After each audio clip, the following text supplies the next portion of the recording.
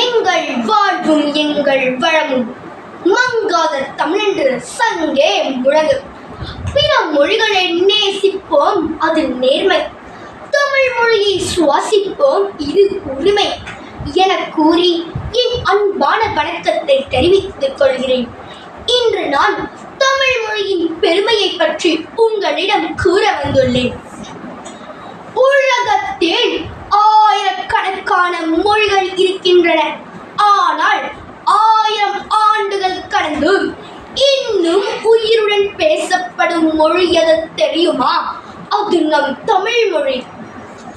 யாமறிந்த மொழிகளிலே தமிழ் மொழி போல் இனிதாவது எங்கும் காணோம் என்று மகாகவி பாரதியார் மிகவும் பெருமையாக இயற்றியுள்ளார். அந்த அளவுக்கு இனிமையும் பெருமையும் நிறைந்த மொழிதான் தமிழ். தமிழ் மிகவும் பழமையான செம்மொழி. நம் முன்னோர்கள் எழுதிய பல பெரிய இலக்கியங்கள் தமிழில் உள்ளன. அதில் முக்கியமானது திருக்குறள். இந்த நூல் உலகம் முழுவதும் மாநிலங்களுக்கு ஒரு நல்ல வாழ்க்கை வழிகாட்டியாக திகழ்கிறது.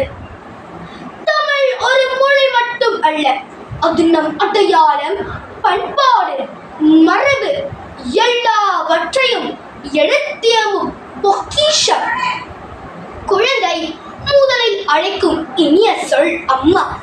அந்த இனிமையை தரும் மொழிதான் தமிழ். அதனால் தமிழை பேசுவதில் மட்டுமில்லாமல் அதை பாதுகாத்து வளர்க்கவும் வேண்டும். நம்மால் முடிந்தவரை தமிழில் பேசவும் தமிழை போற்றவும் வேண்டும். இறுதியாக நான் சொல்ல விரும்புவது, தமிழ் வாழ்ந்தால் நம் பண்பாட்டு வாழும். நாம் தமிழை காப்போம். நன்றி, வணக்கம்.